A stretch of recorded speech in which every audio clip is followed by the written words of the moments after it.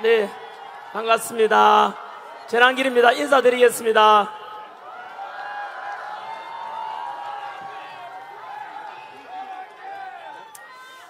네, 여러분 먼저 고맙고 사랑합니다. 오늘이 3월 22일 주말인데 다들 각자 할 일도 많고 다른 할 일 다 제쳐놓고 이렇게 아스팔트 위에 나온 이유가 무엇이겠습니까? 바로 자유민주주의를 지키고 또 우리나라 사랑하는 마음, 그래서 각자 태극기 들고 성조기 들고 나오신 모든 여러분들이 바로 진정한 애국자고, 여러분들 때문에 윤석열 대통령이 직무복귀될 것이고, 그 덕분에 우리 자유민주주의 대한민국은 제자리 찾아가고 더욱더 발전할 것이라 믿습니다.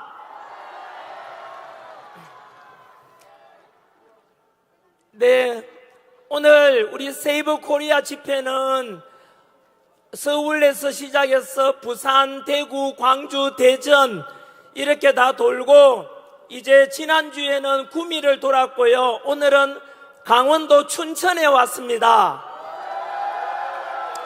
여러분, 이제 중소도시를 통해서 전국 방방곡곡에 애국 시민들 찾아다니면서 인사도 드리고 2030 세대들과 미래 세대들이 더 살아갈 더 나은 대한민국 위해서 함께 만나고 이야기 나누고자 앞으로도 계속 찾아갈 것이고, 한 번 더 오늘 춘천 왔는데 강원도민 여러분 한 번 더 모두 감사드립니다.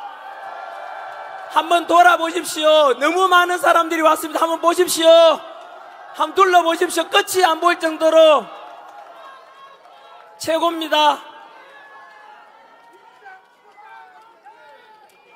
강원도 지역 국회의원님께서도 조금 전에 본부석에 와 계시던데요, 같은 마음인 것 같습니다. 감사드린다는 말씀을 드리고 싶고요. 먼저 저는 크리스찬입니다. 저는 하나님을 사랑합니다. 그리고 자유민주주의 대한민국을 사랑합니다. 이렇게 모여가지고 하나님을 믿는 분들은 하나님께 기도하고, 또 부처님 믿는 분들은 부처님께 기도하고, 이런 자유민주주의 대한민국이 너무 좋지 않습니까? 반면에 북한이나 그리고 사회주의 중국에 가면은 당도 하나밖에 없고, 시진핑이나 김정은 비판하면은 잡혀가고 종교의 자유가 없습니다. 중국에 가면은 이미 교회가 다 불탔고요. 신장 위구르 지역이나 티베트 지역에 가면은 그 지역 불교마저도 모두 다 탄압을 당했습니다. 그래서 우리 자유민주주의 대한민국은 종교의 자유가 있고 신앙의 자유가 있는 이런 게 너무 좋지 않습니까? 중국하고 실용주의로 가는 건 좋겠지만은 그렇게 사회주의 체제가 되고 종교 자유도 없고 신앙 자유도 없는 그런 체제는 저는 절대 반대합니다, 여러분. 현재 우리가 오늘 여기에 왜 모였습니까? 뭐 축제를 즐기고자 모인 건 아니지 않습니까? 아시다시피 아직까지도 벌써 100일이 넘었지만 우리나라에는 대통령이 현재 직무 정지된 상태고, 국무총리도 탄핵 중에 있고, 경찰청장도 없고, 서울경찰청장도 없고, 국방부 장관도 없는, 어떻게 보면은 너무나 위기 상황 아닙니까? 그지요? 그래서 이 오늘 제 연설은 춘천에서 진행되지만은 여기 언론인분들이 많이 와 계시기 때문에 전국 방방곡곡에 많은 분들이 보고 계실 거라 생각이 듭니다. 저는 오늘 이 마이크를 들고 바로 정치하는 분들께도 부탁드리고 싶습니다. 정치하는 지도자들이 잘했으면은 우리가 이 주말에 아스팔트에 나와서 이럴 필요도 없을 것 아닙니까? 대한민국은 지금 현재 이 위기 속에서 탄핵을 찬성하는 쪽의 집회도 어느 쪽에 열리고 있을 거고요. 반대하는 집회도 이것처럼 너무나 많은 사람들이 모여가지고 목소리를 내고 있지 않습니까? 그래서 지금 대한민국은 너무나 안타깝게도 국민들이 거의 두 조각이 나 있는 상황입니다. 하지만 여러분, 제가 수능 강사할 때 학생들한테 그렇게 이야기했습니다. 인생을 살던 인생론도 그렇고 국가론도 마찬가지로 지금이 위기라면은 위기에는 두 가지 뜻이 포함되어 있습니다. 위험하고 기회의 합성어가 위기라고 합니다.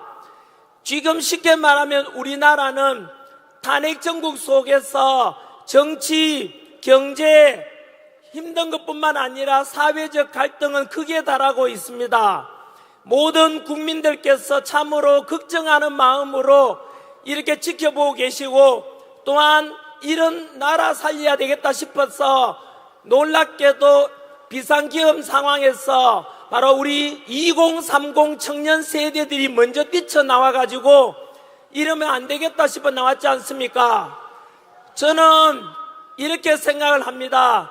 지금 현재는 TV만 켜고 유튜브에 들어가기만 하면은 온통 싸우고 뭐 그런 뉴스밖에, 갈등 뉴스밖에 없지만은 이번에 탄핵 정국을 잘 극복하면은 아까 말씀드린 대로 위험은 기회와 합성 아닙니까? 위기가, 그지요? 그래서 우리 대한민국이 망하기를 바라는 나라들이 누군지 압니까?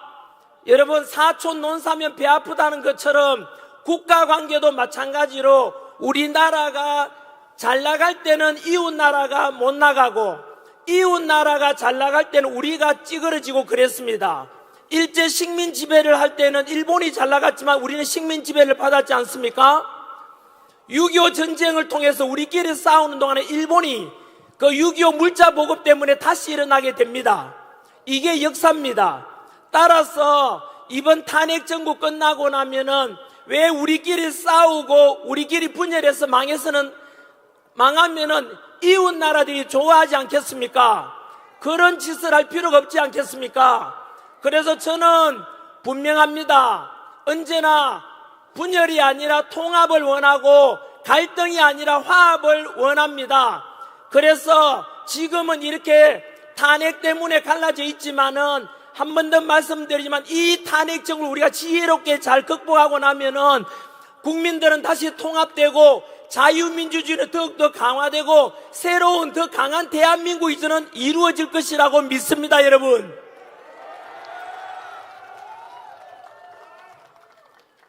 그래서 지금은 참 이렇게 혼란 속에서 아스팔트에 나왔지만은 그럼에도 불구하고 우리가 희망과 용기를 가지고 앞으로 만들어갈 우리 자유민주주의 대한민국에 대해서 오늘 저는 두 가지 말씀을 드리겠습니다. 이제 다음 주에 예상되는 우리 윤석열 대통령의 아마 헌법재판소의 탄핵에 대한 선고가 아마도 결정될 것 같습니다. 비상계엄 12월 3일 이후로 지금 110일 정도가 지났습니다. 이 기간 동안에 있었던 일에 대해서 한번 제가 역사 강사로서 시간상으로 정리를 한번 해보겠습니다.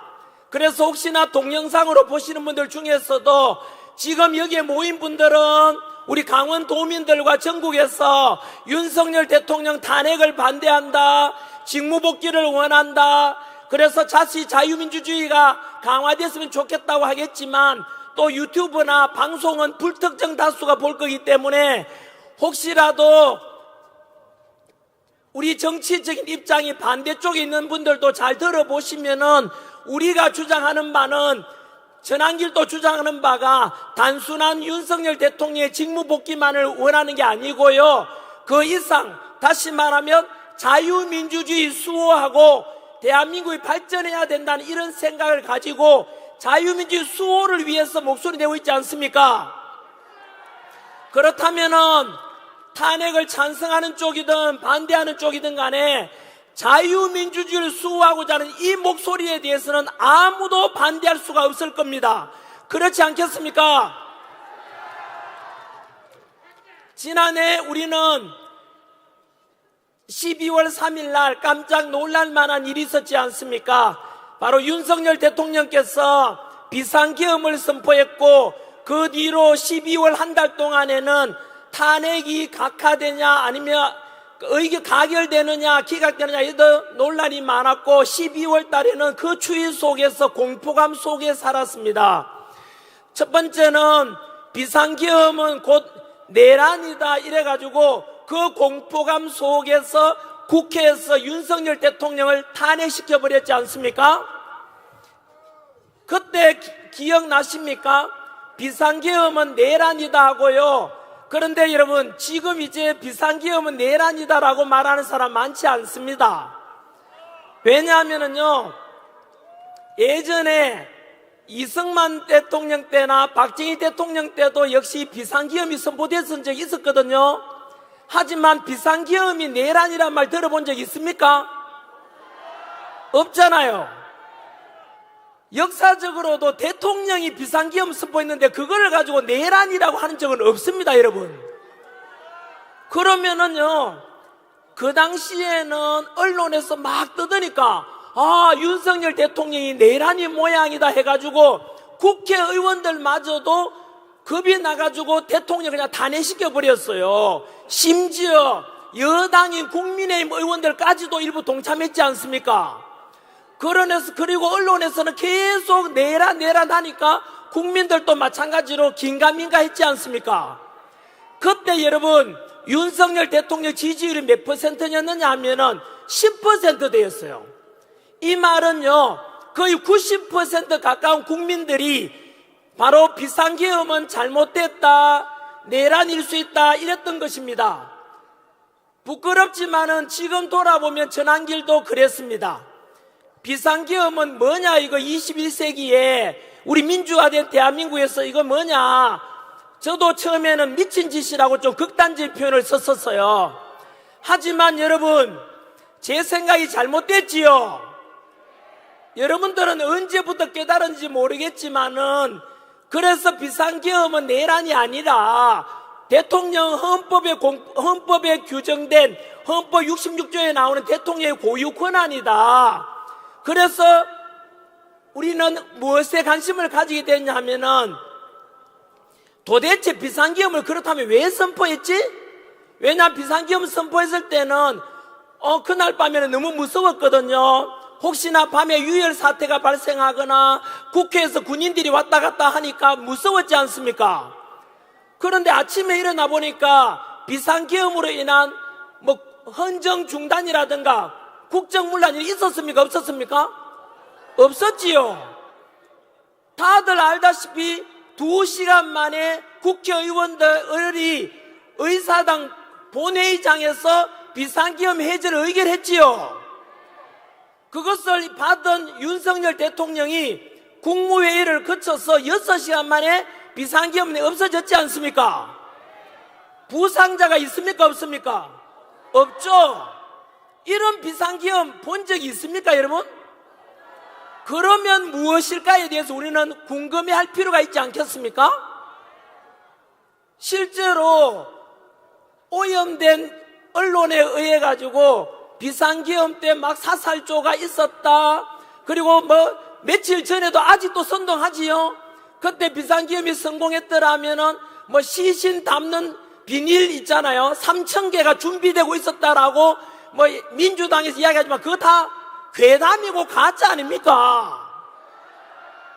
이제 국민들은 다 알아버렸는데 아직도 민주당에서는 국민들을 속이고 국민들은 모를 것이라 하지만 우리 국민들이요, 지난 3개월 동안 탄핵 정국 속에서 너무 많은 걸 알아버렸어요.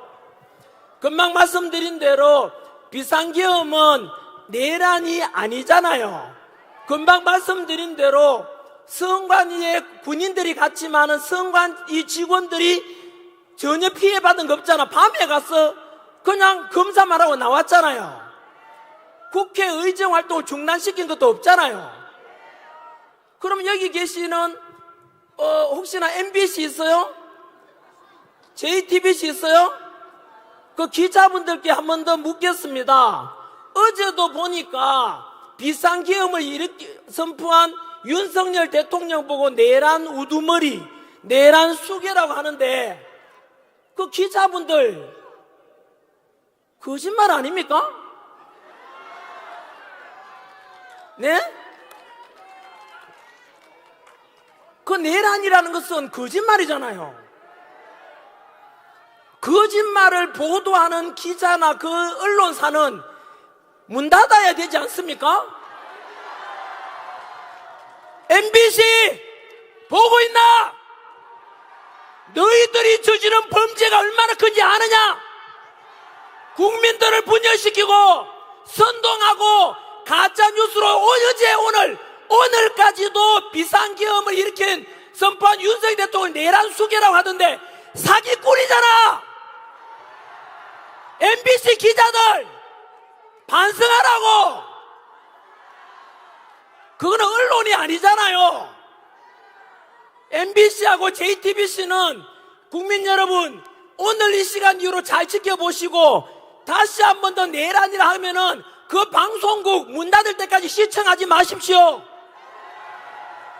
그리고 거기에 협조하는 광고 협찬하는 기업가들, 그 기업들 불매운동에 들어가야 됩니다. 그래서 비상계엄은 내란이라는 것이 거짓말로 드러났습니다.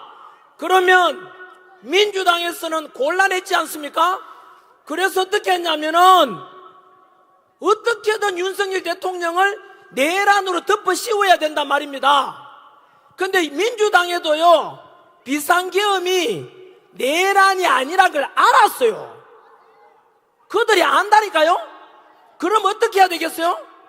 민주당에서는 오직 목표가 하나 있어요. 법치고 공정이고 상식이고 필요 없고 무조건 윤석열 대통령 끌어내리고 이재명을 빨리 대통령 만드는 그것밖에 없는 거예요. 왜냐하면은 바로 다음 주 3월 26일 날 이재명이가 범죄를 많이 저질렀잖아요. 그런데 민주당이나 이재명 지지하는 분들께 물어보고 싶어요. 민주당이나 이재명 지지하는 분들 중에서 학교 선생님이 계시거나 부모님이 계시다면 이재명 지지하는 분들은요 앞으로 학생들한테 아이들한테 뭐라고 가르쳐야 되는지 아세요? 너는 앞으로 거짓말해도 돼, 사기쳐도 돼, 음주운전해도 돼, 막무가내로 욕상욕해도 괜찮아, 그래도 대통령 후보가 될 수도 있어 라고 가르치려면 이재명을 지지하십시오. 여러분 또한 또 가르쳐야 되죠. 전과가 4범인가 5범인가 아닙니까? 그러면은 아이들한테 너희는 범죄 저질러도 해, 전과자가 돼도 돼 라고 아이들을 가르치라 이 말입니다. 대한민국에 지금 법치와 공정을 무너뜨린 게 왜 이리 됐느냐 하면은 바로 이재명 그 사법 리스크 때문에 감옥 가야 될 수도 있으니까 그거 피하려면 대통령 돼야 된다.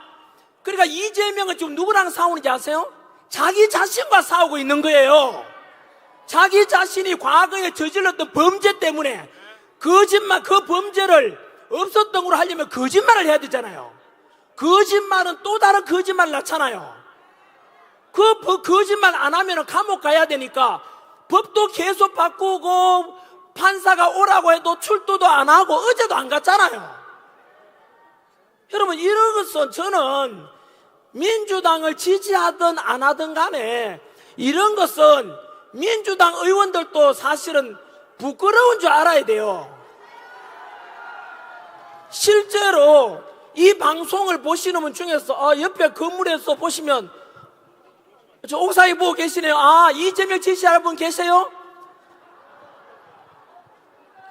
혹시나 이재명 지지하는 학교 선생님이나 부모님 계시면은 꼭 그렇게 학생들한테, 아이들한테 가르쳐야 됩니다. 너는 범죄자가 돼도 돼, 전과 사범 돼도 돼, 그리고 너는 음주운전해도 돼, 사기쳐도 괜찮아, 전과자가 되라, 알았지? 그래도 잘 살 수 있어. 이게 여러분 우리가 어릴 때 배웠던 보편적이고 타당한 우리의 교육이 맞습니까, 여러분? 이렇게 해서 모든 우리나라의 법치 공정 상식이 무너지고 2030 청년들이 이렇게 해서 일어나게 된 것 아닙니까? 여러분, 그리고 나서 두 가지를 제가 말씀드렸지요.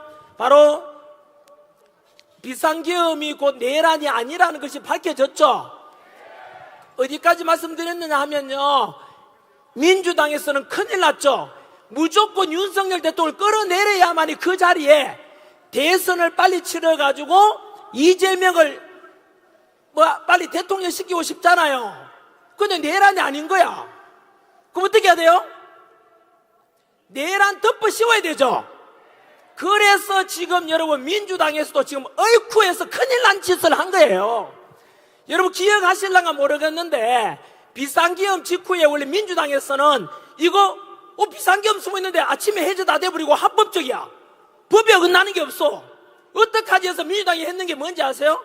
원래 대통령은 형사상에는 바로 내란이나 외환이 아니면 형사상 소출을 받지 않아요.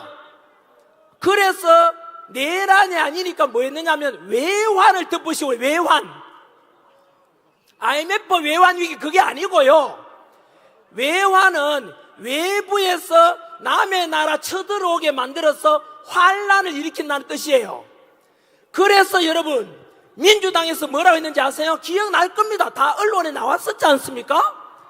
윤석열 대통령이 북한 김정은한테 이야기해가지고 풍선을 보내거나 드론을 보내가지고 국지전을 일으켜라라고 이야기했다고 합니다. 여러분 윤석열 대통령은 철저한 한미동맹, 철저한 방공, 그런 기본 정책이 있는데 어떻게 북한을 끌어들일 때 말이 됩니까, 여러분? 안 되니까 거짓말 하다가 민주당이 이제 슬그머니 빠져가 외환이란 말 안 하잖아요. 그럼 또 어떻게 해야 돼요, 그만? 여러분, 두고 보시면 알겠지만은 탄핵 정부 끝나고 나면요, 민주당은요, 당이 해체될 만큼 범죄를 저질렀어요. 뭐냐면은 금방 말씀드린 대로 내란죄를 덮어 씌우려니까 안 되잖아요. 거기서부터 또 거짓말이 나왔죠. 이거는 여러분 바로 헌법재판소에서 탄핵 심리 과정에서 드러난 것입니다. 바로 비상계엄 때 국회에 왔었던 특전사령관 곽종건 사령관이 있었어요. 그 곽종건 사령관한테 민주당에서는 그 당시에는 막 내란이라 분위기가 강했으니까 찾아가가지고, 야, 곽종건 사령관 일로 와봐라. 니 내란에 가담했지? 내란 가담하면 사형 아니면 무기징역이야. 하니까 곽종건 사령관이 정신 똑바로 차리고 저는 명령에 따라서 뿐입니다 하면 될 낀데 뭐라 했는지 아세요? 그럼 어떡하면 돼요? 어떡하면 돼요? 이런 거야. 그러니까 민주당 김병주 의원, 민주당의 박범계 의원, 민주당의 부성찬 의원, 이런 의원들이 불러가지고, 야, 우리가 너를 봐줄 테니까 너는 국회의사당에서 대통령이 국회의원을 끌어내라고 했다고 가짜 증언을 하라고 회유를 한 거예요. 그러니까 곽종건 사령관이 그 회유에 넘어가가지고 뭐 했습니까? 국회에 가서 사전 리허설도 하고 김병주 의원이 운영하는 유튜브에 출연도 했어요. 그 긴박한 와중에 가서 거짓말 했는 것이 지금 드러났다 아닙니까? 여러분, 거기다 또 뭐인지 아세요? 또 윤석열 대통령이 국정원 차장 홍장원 차장한테 지시를 했다라고 홍장원 차장이 또 거짓말 하죠? 뭐라고 하냐면 윤석열 대통령이 체포 명단을 지시했다는 거야. 그런데 이 홍장원 차장이 대통령으로 받았다는 그 메모지가 체포 명단이 바뀌고 조작되고 그거 다 드러났어요 이미. 그게 바로 민주당의 박선은 의원이 주도했어요 그거를. 여러분, 제가 금방 부드럽게 이야기했지만 이게 여러분 얼마나 소름 끼치는지 아세요? 여러분, 이게 무슨 말이냐면은 비상계엄은 내란이 아니니까 내란죄를 덮어 씌우려고 하니까 외환죄 덮어 씌우려고 하다가 실패했고, 내란죄 덮어 씌우려니까 안 돼. 그래서 저 거짓말로 윤석열 대통령 거짓말로 내란을 덮어 씌운 거예요. 이게 여러분 두고 보시면 알겠지만은 이건 뭐냐면은 조선시대로 따진다면 역적 모의, 영모입니다. 영모. 이거 조선시대로 따진다면은 삼족을 멸해야 되는 역적이라고, 영모라고요. 이만저만한 문제가 아니잖아요. 멀쩡한 대통령을 내란죄 덮으시다는 게 말이 됩니까, 여러분? 이게 민주당이 했는 짓거리 아닙니까? 두고 보시면 알 건데, 민주당의 김병주 의원, 부성찬 의원, 박범계 의원, 박선원 의원은 두고 보시면 알겠죠. 내란을 모의했는 걸로 아마 범죄 혐의가 적용될 것으로 예상됩니다, 여러분. 이것은 곧 무엇을 말하는지 아십니까? 그 민주당은 우리 민주주의의 대한민국의 정당으로 그러면 안 되잖아요. 향후에 이것은 위헌정당 심판의 헌법재판으로 갈 수가 있어요. 쉽게 말하면 대통령을 내란 혐의 덮으시고 끌어내고자 했다는 것은 역적 모이기 때문에 이게 진정한 내란입니다, 민주당이. 여러분, 이거는 민주당이 향후에 해산해야 될 사유가 될 수 있는 거예요. 저는요, 학생들 가르치 입장에서 상식적으로 이해가 안 돼요. 어떻게 민주당이 그렇게 해서 속이고 진짜 될 줄 알았던 거예요. 그게 드러났지 않습니까? 어떻게 저는 그런 상상을 했는지 도저히 이해가 안 됩니다. 아무튼 여러분, 그 뒤로 우리가 또 알게 된 게 뭡니까?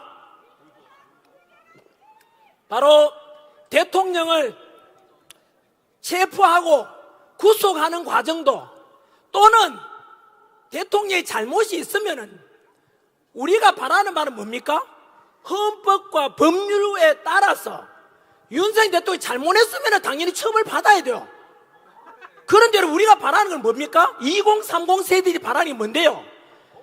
공정과 상식과 법치를 그에 따라서 합당하게 대통령을 체포하고 법에 따라서 구속하면 되지 않습니까? 그런데 지금 드러난 게 뭡니까? 또 드러났잖아요. 100일 동안에 다 드러난 거죠. 바로 대통령 체포 과정에서 여러분, 수사권이, 내란죄에 대한 수사권이 공수처가 있습니까, 없습니까? 공수처는 내란죄에 대한 수사권이 없고, 내란죄는 오직 경찰만이 수사할 수 있어요. 그런데 지금 공수처에도 수사했지 않습니까? 알고 보니까 공수처장이 오동훈 처장인데, 그게 바로 우리법 연구회 후신 국제인권법 연구회 같은 겁니다. 민주당 끈앞풀이였던 거죠. 그러니까 여러분, 무리한 체포 기억나십니까? 대통령 관저에 경찰 3,000명 풀어가지고 대통령 끌어내라 그랬죠. 비상계엄 때 국회에 갔는 군인이 몇 명인지 아세요? 280명이에요. 실탄도 없었잖아요. 그런데 여러분, 대통령 끌어내라고 했는 그 민주당의 지시를 받은 택이지요. 무려 3,000명이야, 3,000명이. 대통령 끌어내라고. 여러분, 윤석열 대통령은 엄연히 국민이 뽑은 현직 대통령입니다. 그런데 그 대통령에게 내란죄라고 하면서 끌어내라고 전 국민이 보고 전 세계가 보란 듯이, 그게 여러분 상식입니까? 거기에서 우리 국민들은 분노했죠. 그리고 제가 사실은 윤석열 대통령을 굉장히, 제가 지도자로서 이런 지도자 대한민국에 없다고 제가 딱 느낀 때가 바로 그때였습니다. 제가 거리에 나오게 된 것이 1단계가 그겁니다. 그때 공수처에서 바로 윤석열 대통령 체포하라고 해가지고 대통령 관저, 한남동 관저 주변에 경찰, 그때는 경찰도 3,000명 동원됐지만 한쪽에는 탄핵 찬성하는 국민들, 한쪽에는 반대하는 국민들 모였지 않습니까? 그때 민주당에서 뭐라 했는지 아세요? 총 맞더라도 끌어내라 그랬습니다, 대통령을. 그때 제가 완전히 돌아버립니다. 여러분, 뭐라고 했는지 알아요? 경찰 보고 총 맞더라도 대통령 끌어내라 그랬거든요. 여러분, 제가 공무원 강사로서 제 제자들 중에서 경찰이 정말 많습니다.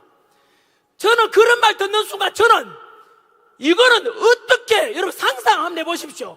어떻게 민주당이라는 국회의원 놈이 새끼가 어떻게 우리 경찰 보고 총 맞더라도 끌어내라고 그런 말 할 수가 있습니까, 여러분? 그때 여러분, 윤석열 대통령 기억나십니까? 한참 그렇게 대치 과정에서 경호처하고 경찰이 대치 와중에 윤석열 대통령께서 하신 말씀이 탄핵을 찬성하든 반대하든 다 우리 국민 아닌가? 경찰도 우리 국민이고 경호처도 우리 국민 아닌가? 한 사람도 다치게 할 수 없다. 내가 끌려가겠다 했지 않습니까? 여러분, 이게 바로 진정한 지도자 아닙니까? 전국에 계시는 우리 12만 명 경찰 여러분, 총 맞더라도 끌어내라고 하는 민주당하고 경찰이든 경호처든 아무도 다치게 할 수 없다고 하는 윤석열 대통령 중에서 누가 경찰편인지 똑똑히 보고 선택하십시오.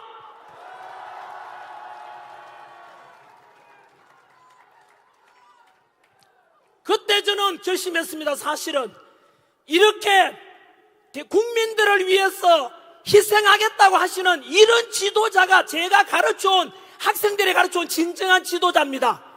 어려울 때 내 몸을 아끼지 않고 백성들, 국민들을 위해서 희생하겠다는 그게 진정한 지도자 아닙니까?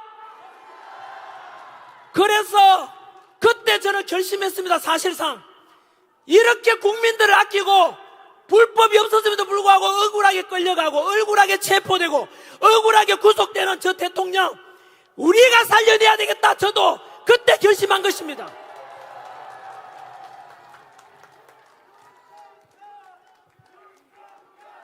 윤석열, 윤석열, 윤석열. 좋습니다. 충분히 우리 윤석열 대통령께서는 칭찬받아 마땅합니다. 그럴 자격이 있습니다. 우리나라를 이끌어갈 진정한 지도자답습니다. 역사 속에서 어려워져 보면은 그때 모든 것이 드러나는데 바로 그 다급한 상황에서 국민들을 다치게 하면 안 된다. 내가 끌려가겠다 했던 저는 그 마음이 진정성 아니겠습니까? 그 뒤로 헌법재판소의 시간이 됩니다. 그런데 헌법재판소도 마찬가지로 재판 심리 과정을 또 다 받지 않습니까? 원래 대통령 탄핵 심리는 180일 안에 이루어지면 됩니다. 6개월간 여유가 있지 않습니까?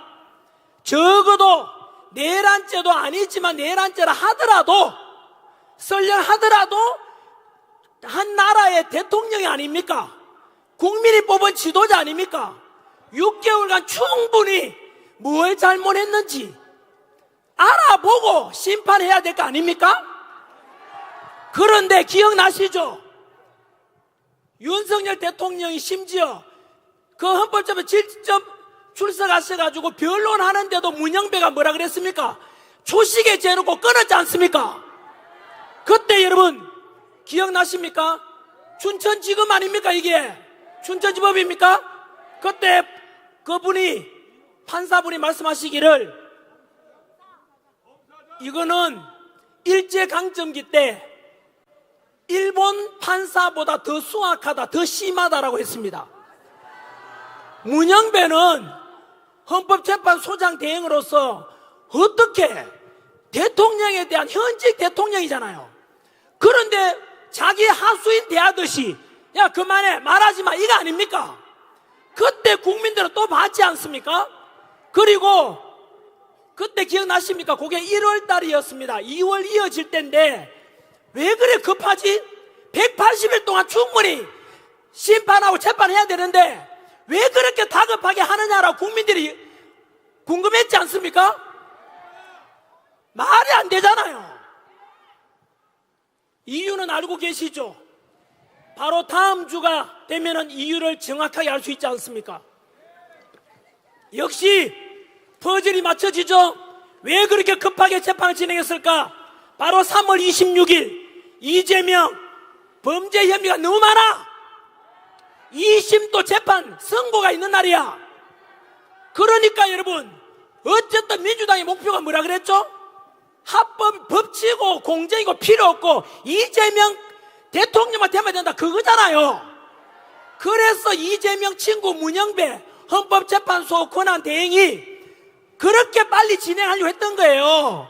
왜냐하면은 이재명 감옥 가는 걸 막으려면은 빨리 대통령 후보로 나오면은 당선되면은 뭐 감옥 안 가도 된다, 이거 아닙니까?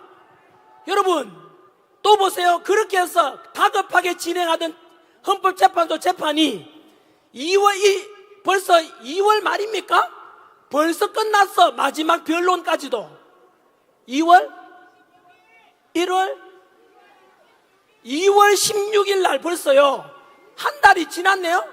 2월 26일 26일 날 그렇게 문영배가 서두르는 바람에 대통령 할 말도 못하게 하고 그냥 인용하겠다 뜻 아닙니까? 잘라버리겠다 이 뜻이죠. 그렇게 다급하게 해놓고는 2월 26일 날 재판 마지막 최후 변론이 끝났어요. 그런데 지금 한 달 다 돼 가는데 아직도 선고를 하고 있어요? 못하고 있어요? 못하고 있죠. 왜 그럴까요? 바로 우리 국민들이 들고 이러는 바람에 바로 그들의 각본대로 안 되는 거예요. 쉽게 말하면 여러분 기억나십니까? 처음에 윤석열 대통령이 비상기업 선포 때 지지율은 10%대밖에 안 되니까 그냥 90% 가까이 국민들이 윤석열 대통령 지지 안 하니까 박근혜 대통령 때도 그랬거든요. 박근혜 대통령 탄핵 때도 10%가 안 됐어요, 대통령 지지율이. 그러니까 헌법재판관 안에서도 박근혜 대통령이 탄핵감이 아닌데? 라고 했지만 국민들 90% 이상이 탄핵하라 하니까 그냥 그 촛불에 타 죽을 것 같아가지고 그냥 탄핵 다 해버렸대요. 지금은 우리 알아버렸죠? 여러분, 2주 전 3월 8일 날 윤석열 대통령께서 구치소에서 석방될 때 기억나십니까? 바로 구치소에 억울하게 갇혀 계셨지만 한 번도 비굴하게 굴지 않고 떳떳하게 바로 국민만 바라보고 가겠다 했고 그 구치소에 나오신 날 기억나십니까? 그날 인사하던 거 기억나십니까? 저는 그때 너무 감동했습니다. 울었습니다. 윤석열 대통령께서 눈물 꾹 참고 계시는 거 보셨어요? 그때 바로 뭐라고 말씀하셨습니까? 관저로 돌아오셔서 바로 구치소에 갇혀 계시는 윤석열 대통령을 살려낸 게 바로 누구 덕분이라 그랬습니까? 바로 국민 여러분 덕분이라 그랬지 않습니까? 2030 세대와 미래 세대 덕분이라 그랬지 않습니까? 여러분들이 윤석열 대통령 살려낸 것입니다. 자유민주를 지킨 것입니다. 여러분, 우리의 지난 한겨울부터 아스팔트 위에 그 추위 영하 속에서 외쳐왔던 자유민주의 수호 윤석열 대통령 복귀시키라는 것이 헛되지 않았다는 뜻입니다. 그러다 보니까 어느덧 윤석열 대통령 지지율이 50%를 넘었어요. 그러니까 문영배하고 이재명이 원했던 각본이 다 틀려버렸잖아요. 그래서 여러분 지금 최후 변론 끝내고 거의 한 달 가까이 돼가지만 지금 판단을 선고를 못하는 거예요. 안에서 생각이 뭐겠습니까? 여러분, 이런 속에서 우리는 이제 중간에 조금 시간이 좀 또 다 됐다고 되어 있네요. 아직 여러분 원고 절반도 못했습니다.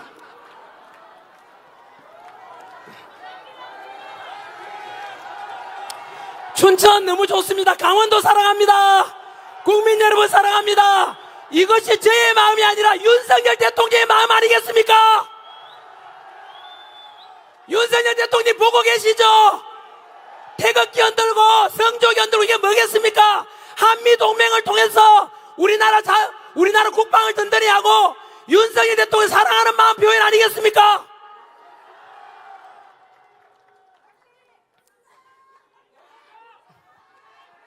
아무튼 그 탄핵 정국 속에서 이제 또 드러난 것이 선관위의 많은 문제점들도 드러났고 언론에 국민들 선동하는 거 많이 받지 않습니까? 너무 국민들이 많이 알아버렸지요. 그래서 비상계엄은 곧 내란이 아니라 비상계엄은 곧 뭐다? 계몽령이다. 동의하십니까? 여러분, 그 와중에 무엇을 우리가 알게 됐습니까? 윤석열 대통령 탄핵을 그만 왜 시켰지? 민주당이 진짜 우리 윤석열 대통령이 그렇게 잘못을 많이 했는가? 따져보니까 어이쿠, 알고 보니까 우리가 먹고 살기 바빠서 무관심했는데 민주당에서 했는 짓거리가 뭐예요? 몇 번의 탄핵? 29번의 탄핵을 했는 거야. 그 탄핵 여러분 시행 헌법재판에 보냈는데 하나라도 탄핵 민주당 요구대로 가결된 게 있어요 없어요? 하나도 없어요. 8대 뻥이야. 8대 뻥. 전부 기각이야. 다음 주에 바로 3일 뒤에 있게 될 한덕수 국무총리님이 각하 기각 끝났어. 윤석열 대통령도 또 각하야. 여러분 이미 나와가 있어요. 이재명은 유죄 판결이야. 그거는 법에 따라 전환결의가지고 그게 아는 게 아니고, 여러분 왜 그러냐면 그만 민주당이 답변해야 되죠. 야 민주당 너희들 탄핵 재미로 하냐? 아니 여러분 이제 돌아보십시오. 그러면 이렇게 비상계엄을 선포하는 건 합법적이었고 29번의 탄핵과 부정선거 의혹과 반국가 세력들이 넘쳐나는데 윤석열 대통령의 비상계엄은 전환길이가 대통령이 했다면 내라도 비상계엄 선포할 수밖에 없었습니다. 여러분 그 비상계엄 덕분에 뭘 알게 됐습니까? 민주당의 검은 내막을 다 알게 됐지 않습니까? 헌법재판소가 완전히 썩어 빠졌다는 것도 알게 됐지 않습니까? 선관위가 정상입니까? 선관위 봤죠? 878건의 부정비리 상상을 초월하지 않습니까? 그거 비상계엄 아니었으면 우리 알겠습니까? 언론이 이렇게 민주당 끈앞풀이 돼가지고 윤석열 대통령 무조건 내란이라고 하는 이런 언론, 이런 더러운 언론들 우리 몰랐지 않습니까? 비상계엄 덕분에 알게 됐죠. 그리고 여러분 비상계엄 덕분에 또 뭘 알게 된지 아시죠? 대통령의 그 민주당에서 그 탄핵했는 것 중에 감사원장 탄핵이 있어요. 감사원장 돌아왔죠 이미. 그 탄핵 사유가 뭔지 아세요? 전에 문재인 정부 때 미군의 사드 배치가 있었죠. 그 사드 배치는 미국의 군사 기밀이에요. 그 1급 비밀을 문재인 정부 때 정의용 안보실장이 중국에다가 넘겨주려다가 들킨 의혹이 있다는 거예요. 여러분 이거는 뭔지 아시죠? 1급 군사 비밀을 중국에 넘겨주는 거예요. 이걸 감사원에서 첩보를 입수해서 감찰을 하겠다는 겁니다. 그런데 민주당이 여러분 어떻게 했죠? 그 여러분 간첩 잡겠다는 감사원장을 탄핵했던 거예요. 민주당은 답변해야 되죠. 야 민주당 너희들은 중국 땅이야? 중국 공산당이야? 아니 어떻게 그런 걸 여러분 그런 감사원장을 탄핵한다는 것은 민주당 어느 나라 당이지? 답변해야 되죠. 여러분 그뿐만 아니고요 이 또 비상계엄 계기로 알게 됐지 않습니까? 지난해 어떤 일인지 아시죠? 바로 부산에 정박 중이던 미국 항공모함을 중국 유학생이 드론으로 그 사진 찍고 하다가 들켰거든요. 그냥 중국 유학생인 줄 알았는데 그 잡혀가 포렌식 수사해 보니까 2년 동안 바로 우리나라 국정원 사진 다 찍고 평택 미군기지 사진 다 찍고, 여러분 유학생이면 그런 할 리가 없죠. 알고 보니까 중국의 핵심 공산당원이야. 여러분 그러면 간첩 아닙니까? 그러면 여러분 그 간첩죄를 적용해서 잡아야 되는데, 그래서 지금 현재 우리나라 법은 간첩죄는 북한 사람만 이렇게 간첩을 적용할 수 있는데 우리나라의 반도체 기술 빼가는 사람들, 우리 석유가 납니까? 지하자원이 납니까? 첨단 기술을 먹고 살잖아요. 그 반도체 기술 빼가고 군사 기밀 빼가는 중국인이든 외국인에 대해서 간첩죄 적용해서 우리 걸 지켜야 될 거 아니에요. 그렇게 해서 북한 사람 말고도 외국인이든 중국인이든 간에 우리나라 군사 기밀 빼가고 우리나라 첨단 기술 빼가면은 간첩죄를 적용해서 처벌을 강화하자라고 했는데 그 간첩죄 개정을 반대했는 게 누굽니까? 이거는 또 민주당이 답변해야 되고, 그 건물 위에서 민주당 지지하시는 분들, 이재명 지지하는 분들 답변 한번 해보세요. 여러분들이 사기당한 거예요. 민주당 좋아했는데, 진보인 줄 알았는데, 나도 진보다 민주당 지지다 알고 보니까 지금 민주당 했는 게 뭐라고요? 저는 여러분 근거 없는 이야기 안 합니다. 오직 꿈에라도 거짓말 하지 말라. 진실만 말하는 거예요. 결국은 또 민주당이 답변해야 되죠. 민주당, 그러면 간첩을 봐주자는 말이네. 민주당은 도대체 간첩 옹호하는 당인지 답변해야라. 알겠냐? 여러분, 답변을 넘어서 이런 민주당이 우리나라 당이 맞습니까, 여러분? 민주당 지지했던 분들 지지하는 건 좋은데 알고는 있어야 되지 않겠습니까? 그래서 저는 민주당은 향후에 두고 보시면 알겠지만은 이재명 감옥 보내는 거 막으려고 하다가 너무 나쁜 짓과 불법과 공정을 다 무너뜨려 버렸어요. 그러면 민주당 안에서도 흔히 말하는 이재명 지지 안 하는 사람도 있을 거 아니에요. 그러면 그 사람들은 선하고 민주적이냐? 천만에요. 그들 또한 마찬가지로 간첩죄 개정을 반대하는 데 동의했고, 윤석열 대통령 탄핵하는 데 동의했고, 그런 걸 통해서 이재명하고 똑같은 부역자들입니다, 여러분.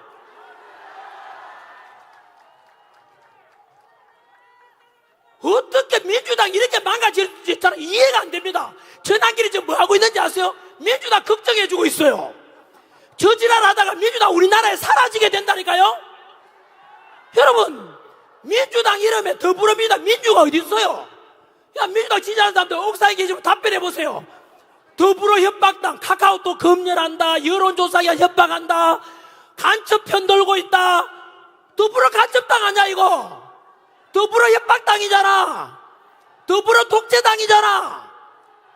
앞으로 민주당은 당명을 개정해라. 더불어 독재당, 더불어 협박당, 더불어 공산당 하면 좀 내가 심했나? 그거는 조금 두고 보겠습니다. 너무 많이 길어졌나요? 여러분, 오늘 제가 할 말이 많은데 아직 하지도 안 했어요. 이게 제가 제일 단점입니다. 혹시 우리 제가 좋아하는 또 우리 사회자님 올라오셨는데, 이렇게 해서 우리는 비상기업을 통해서 사실은 너무 많은 걸 알게 됐습니다. 오늘 이 시간 이후로 언론에서 내란 수괴다, 내란 우두머리니까 빨리 그 전부 가짜입니다. 이거는 팩트입니다, 팩트. 그리고요, 재판도 안 받았잖아요. 우리 중학교 사회책에 뭐 나오는지 아세요?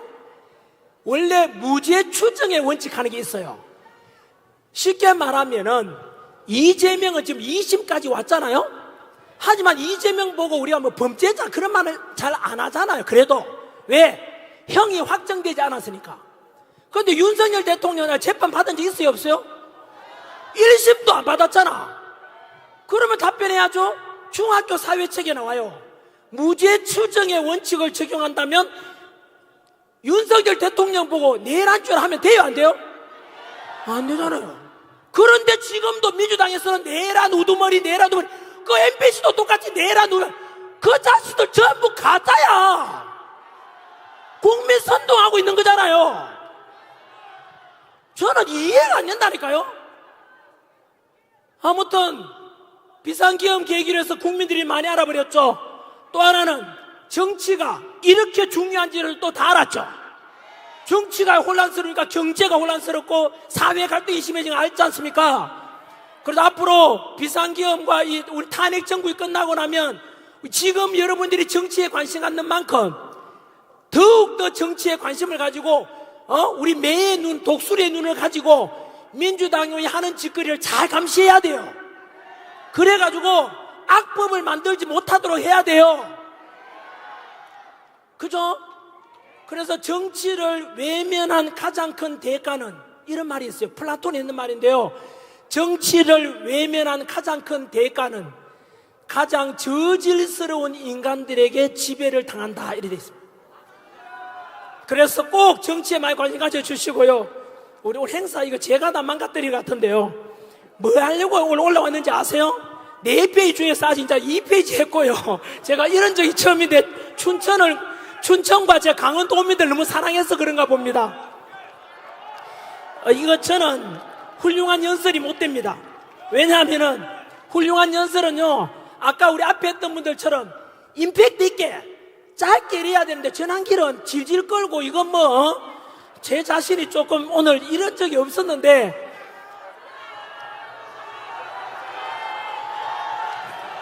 여러분 하나만 더 말씀드릴게요.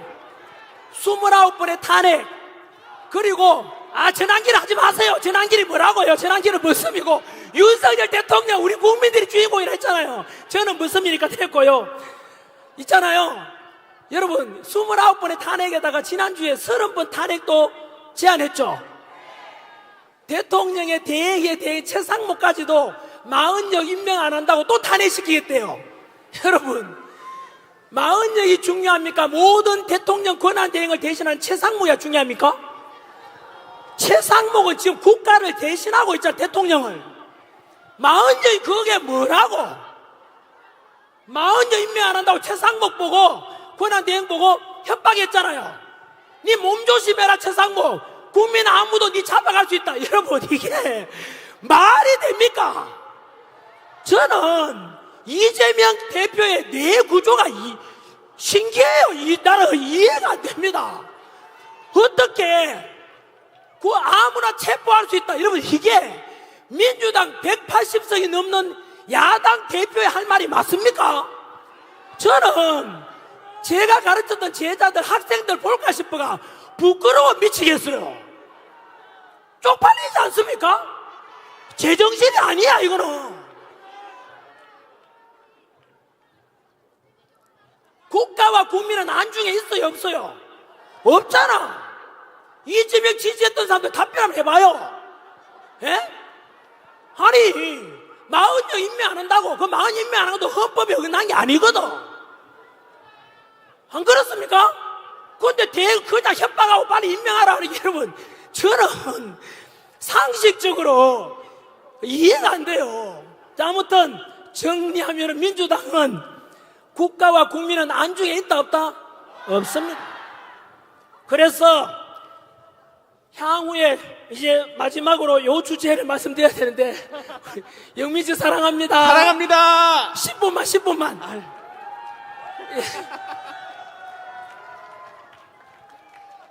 대신에 모인 김에 갈 때 그냥 가지 마시고 춘천에 닭갈비 많이 드시고 가고, 편의점 가서 뭐 물건이라도 하나 사가서 춘천시에 도움을 좀 주십시오. 그래야 주변에 자영업 하시는 분들도 도움이 될 거 아닙니까? 저도 이따 하나 뭐 사먹고 가겠습니다. 여러분 저한테 묻더라고요. 참 저거는 제가 오해를 하나 풀고 가야 되겠는데요, 요즘 언론에 보니까 또 뉴스에 전환길이가 용산에서 윤석열 대통령이 초대해가지고 이렇게 식사까지 같이 했다는데 그거 가짜입니다. 여러분 지금 여러분 이 시국에 제가 그거 가가지고 식사하고 말이 됩니까? 여러분 두고 보시면 알겠지만, 윤석열 대통령께서 이것도 보실지 모르겠지만, 저는 언제나 머슴이라 했듯이 윤석열 대통령이 용산에 오라고 저보고 불러도 국민들 대신해서 딴 분들 보니 저는 안 갈 겁니다. 왜냐하면은 여러분 오늘 아침에도 제가 아침에 헌법재판소 갔다 왔거든요. 오늘이 9일째 갔어요. 매일. 왜 갔는지 아세요? 사진 찍으러 가고 그게 아니고요, 거기에 기자도 없습니다. 왜 가는지 아세요? 거기에 가면 헌법재판소 앞에서 25일째 단식하고 계시는 전지영 씨도 계시고, 여러분 그분 벌써 병원 몇 번 갔다 와서 제가 오늘 아침에도 부탁드렸어요. 윤석열 대통령 어제 담화문을 발표했지 않습니까? 생명이 더 소중하다고, 탄핵보다도. 그래 얼마나 감동적입니까? 여러분 안 그렇습니까? 그래서 이제 단식을 거두십시오 뭐 그랬지 않습니까? 저 눈물 나지 않습니까? 얼마나 고맙습니까? 그래서 제가 거기에 단시하면 여러 분 계시거든요. 제가 무릎 꿇고 부탁했어요. 생명을 지키셔야죠. 그래서 윤석열 대통령 다음 주가 되면 직무 복귀돼가지고 다시 자유민주주의 수호하고 잘 사는 걸 봐야 되지 않겠습니까? 생명 위독하면 안 되지 않습니까? 하면서 제가 부탁드리러 갔어요. 그리고 그분들 보시면은 진짜 밤새도록요, 그 설이 맞으면서 그 추위에 지금 헌법재판소에 계시는 분들 보면은 그분들 이름이 있습니까? 얼굴이 있습니까? 뭐 있습니까? 아무 이름, 여러분도 똑같잖아요.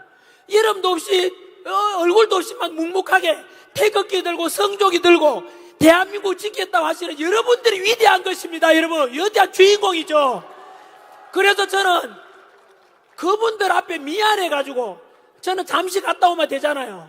그분들이 진짜 애국자고 여러분들이 애국자인 거예요.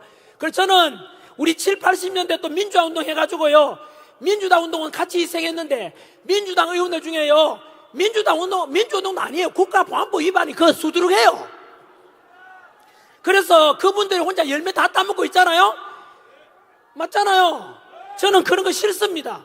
그래서 진짜 여러분들이 아스팔트 위에 나오신 이름 없이 얼굴 없이 오직 윤석열 대통령 살려내자, 탄핵 빨리 기각해라, 석방해라, 그분들이 진짜 위대한, 여러분들이 위대한 주인공인 거예요. 아무튼 아까 그런 거는 가짜 뉴스라는 말씀을 드리고 제가 이제 7분 남았네요. 뭐냐면 저보고 기자가 질문했어요. 윤석열 대통령이 다음 주에 월요일 되면은 한덕수 국무총리 각하될 거고, 수요일이 되면 이재명 2심 선고가 있고, 이틀 뒤 28일인가요? 바로 3월 28일 되면은 아마 금요일 날 윤석열 대통령에 대한 탄핵에 대한 선고가, 그죠? 될 가능성이 제일 큰데요. 그러면 여러분들 저한테 묻더라고요. 전한길은 그러면은 과연 탄핵에 대해서 어떻게 결과가 나올 거라 보느냐. 저는 뭐 확신합니다. 여러 번 말씀드렸는데 100% 각하, 100% 각하 아니면은 기각입니다. 각하가 많아지게 되면, 결과론적으로는 각하 있는 사람들이 많아지게 되면은 한두 명 있잖아요. 8명 중에 한두 명이 각하면 몇 명이 남죠? 2명, 6명이 남죠. 6명 중에서 2명만 만약에 나는 기각이다 하면 결국은 6명 안 되니까 탄핵이 인용돼요, 안 돼요? 안 돼요. 그래서 각하가 한두 명만 있어도 결국은 기각되는 거예요. 그래서 저는 100% 각하를 주장했고, 그 결론적으로는 기각으로 나올 건데요. 그러면 전한길은 만약에 인용이 된다면은, 파면된다면은 헌법재판소의 결정에 승복을 할 것인가 묻더라고요. 저는 분명히 말씀드립니다. 전한길은 갈등과 분열을, 폭력을 원하지 않습니다. 통합과 화합과 평화를 주장했고, 지금까지 집회가 오늘 9번째인데 단 한 명의 부상자도 없습니다. 폭력을 원하지 않습니다. 우리는 평화를 원합니다. 그래서 헌법재판소에 만약에 그럴 가능성이 없지만 인용되고 윤석열 대통령 파면이 된다면 저는 승복은 합니다. 다만 분명한 조건이 있습니다. 무엇이냐면 그 헌법재판소의 결정에는 법치와 공정과 상식이 전제될 때만이 그 결과에 대해서 승복할 것입니다. 아시다시피 이미 헌법재판소의 그 재판 심리 과정에 보시면 알겠지만, 헌법재판소의 탄핵 소추안이 갈 때 전체의 80%가 되는 내란죄에 대한 이미 빠졌습니다. 따라서 껍데기만 남고 도리어낸 껍데기만 남은 그 탄핵 소추안은 절대로 인용할 수가 없는 것입니다. 그래서 내란죄를 빼고, 쉽게 말하면 제 흔히 예를 드는데 짜장면을 시켰는데 짜장면은 안 오고 단무지만 왔어요. 그게 짜장면을 먹으라면 말이 됩니까? 두 번째, 저는 법 전문가 아니라서 잘 모릅니다만은 대한민국 최고의 헌법 전문가 권위자 허영 교수님이라고 계십니다. 그 교수님의 말씀에 의하면 헌법재판 심리 과정에서 벌써 10가지가 넘는 바로 법에 어긋난 불법적인 법치에 어긋난 절차 과정이 10가지가 된다. 불법이 10가지가 있었다 이 말입니다. 그러면 불법적으로 여러분 10가지가 불법이 되는데 그렇게 해서 나온 인용을 받아들일 수가 있습니까 없습니까? 자, 정리하면은 저는 분명히 답변합니다. 헌법재판소의 심판에 나는 승복한다. 다만 저는 전제 조건이 법치와 공정과 절차에 대해서 다 따랐을 때만이 저는 승복할 것입니다. 그렇다면 전환길은 그러면 저는 저항권 행사할 건데 헌법에 위배되냐? 폭력을 조장하냐? 아니라는 걸 헌법에 근거해서 답변드리겠습니다. 우리 헌법 전문에 보면 우리 헌법 전문에는 불의에 한거한 4.19 혁명 정신, 민주 정신을 계승한다라고 되어 있습니다. 여러분, 지금 헌법재판소에는 아까 말씀드린 대로 이미 10가지의 법에 어긋난 재판 심리가 있었고 본질적인 내란죄를 빼고 심리를 하고 있지 않습니까? 이미 불의한 재판관들 문영배, 이미선, 정정미, 정계선 다 불의한 재판관들입니다. 문영배 부도덕성 이름이 다 드러났지 않습니까? 이미선 여동생 이상희 변호사가 대통령 퇴진 주장했지 않습니까? 정계선 자기 남편 황필기 변호사가 대통령 퇴진 탄핵 주장했지 않습니까? 재판 회피 신청을 하는 게 법치입니다. 상식입니다. 정정민은 주적이 누구냐? 북한이라고 말할 수도 없다고 했던 재판관입니다. 이런 속에서 헌법 정신에 맞춰보겠습니다. 여러분, 금방 말씀드린 대로 10가지 넘는 법에 어긋난 심리가 있었고 본질적인 내란죄를 빼고 이렇게 해서 엉망투성이의 심판을 하고 있는데 불의한 거 맞지 않습니까? 불의한 그런 헌법재판소의 결정에 따라서 인용이 된다면, 파면된다면 그 불의에 맞서는 것을 저항하는 것이 바로 우리 헌법 정신입니다. 여러분, 만약에 언론에서는 시끄럽다, 헌법재판소가 불법이든 법치에 어긋나든 공정이 무너졌든 무조건 따라라고 하는 언론이 있다면, 그런 민주당이 있다면 그것은 국민들을 개돼지로 보는 것이며 민주주의에 그리고 우리 헌법 정신에 완전히 정반대되는 주장이라고 저는 주장합니다. 그로 인해서 헌법재판관들도 알 것입니다. 절대로 제가 말씀 그런 근거에서 100% 대통령에 대해서는 각하와 그리고 기각이 될 것임을 저는 확신하는 것입니다. 마지막 2분만. 결정되고 난 뒤에는 제가 요거는 다음 주는 제가 어디더라? 울산을 갑니다. 세이브 코리아. 저는 울산 가는데 울산 가서 한 말씀 드리겠습니다. 그때는 아마도 헌법재판소 심리가 끝났을, 선고가 끝났을 때쯤인데, 만약에요, 각하가 되거나 기각되지 않습니까? 1차적으로 윤석열 대통령 직무 복귀하겠죠? 그 다음에 우리가 해야 될 일이 있습니다. 여러분, 정치는 기본적으로 2가지 정치는 해야 될 게 있습니다. 정직해야 되고 책임을 져야 됩니다. 그러면 여러분, 12월 3일 비상계엄 이후로 지금까지 115일, 다음 주에 115일 되는데 지금까지 모든 국민들이 갈등을 빚었고 경제적인 손실이 어마어마하고 그리고 국민들은 차가워 이미 돌아가신 분이 2분이 계시지 않습니까? 그 모든 것을 일으킨 것은 누구 때문입니까? 탄핵을 주장했던 민주당이 모든 것의 원흉 아닙니까? 책임을 져야 될 거 아닙니까? 죽어가신 분들과 우리가 이렇게 고통스럽게 한겨울부터 100일 동안 투쟁해온 것에 국민들 분열시킨 것이 다 누구 때문입니까? 민주당 때문 아닙니까? 반드시 책임을 물어야 됩니다. 그래서 민주당에서는 대통령에 대해서 아까 말씀드린 내란을 또 모의했지 않습니까? 책임을 물어야 될 것입니다. 그리고 국민들 분열시켰던 MBC를 포함한 거짓으로 선동해서 내란이라고 했던 언론사들에 대해서 반드시 책임을 물을 것입니다. 그리고 대통령을 끌어내라고 했던 그 불법적인 수사기관 공수처 해체해야 됩니다. 서부지법에 바로 대통령 영장 발부했던 바로 이순영, 그 다음에 신한미, 그리고 차은경, 그 판사들 공통점이 뭡니까? 우리법연구회 오동훈도 마찬가지죠. 우리법연구회와 국제임금법 연구회 출신 아닙니까? 좌파 사조직 없애야 됩니다.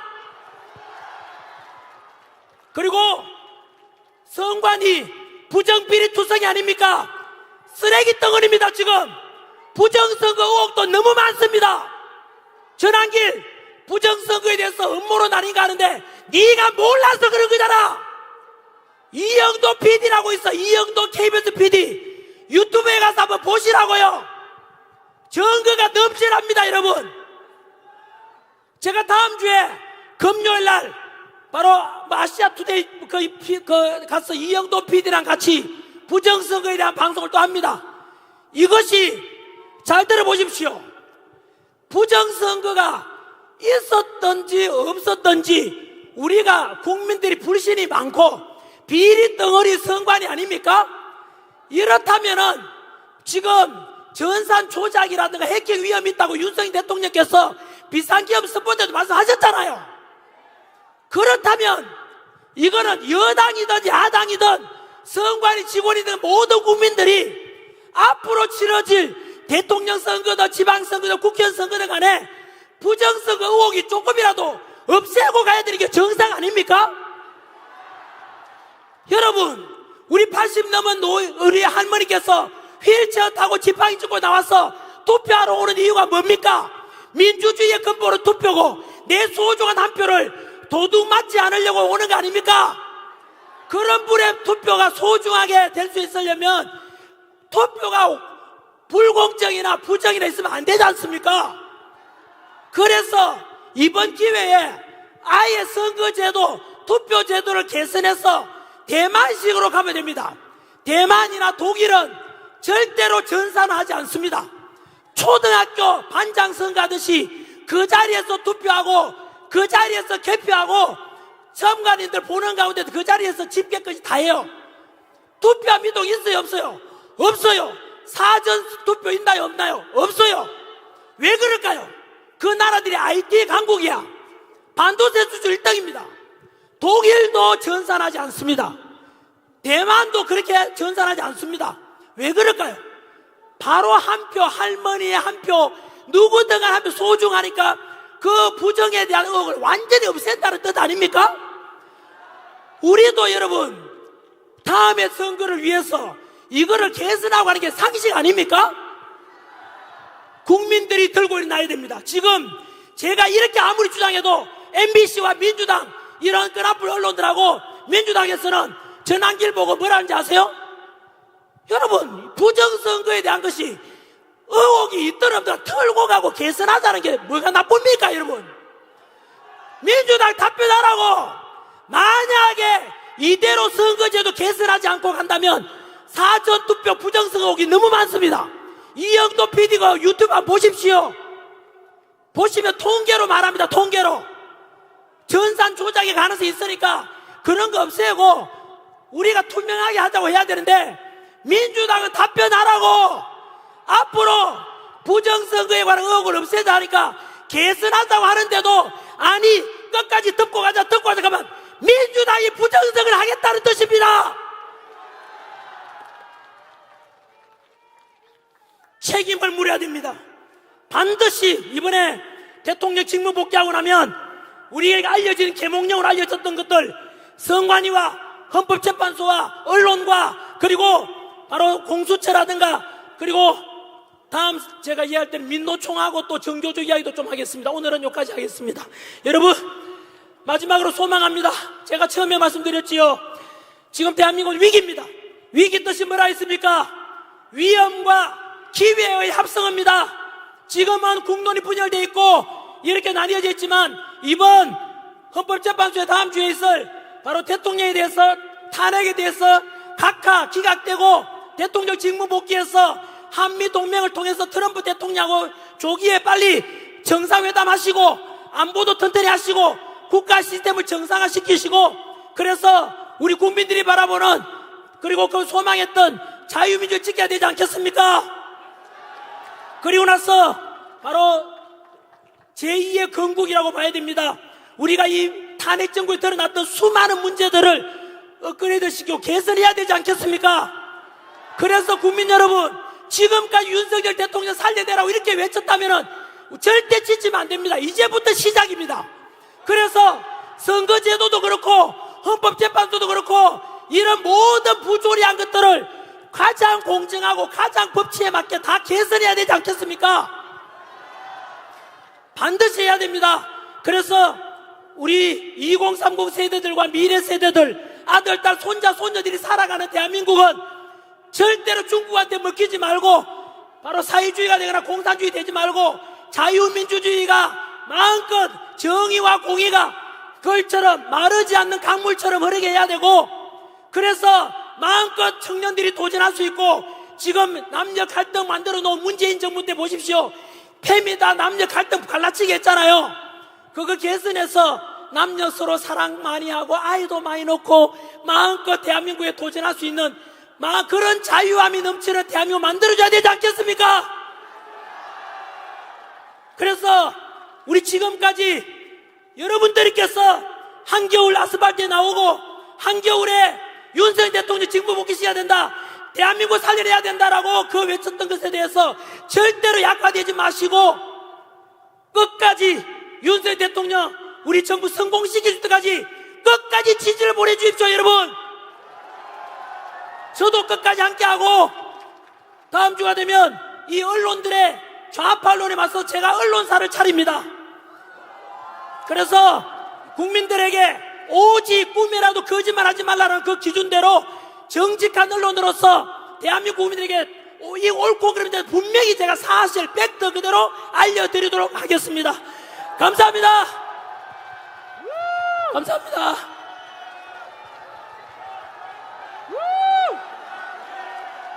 지난 길 말고 윤석열, 윤석열, 윤석열.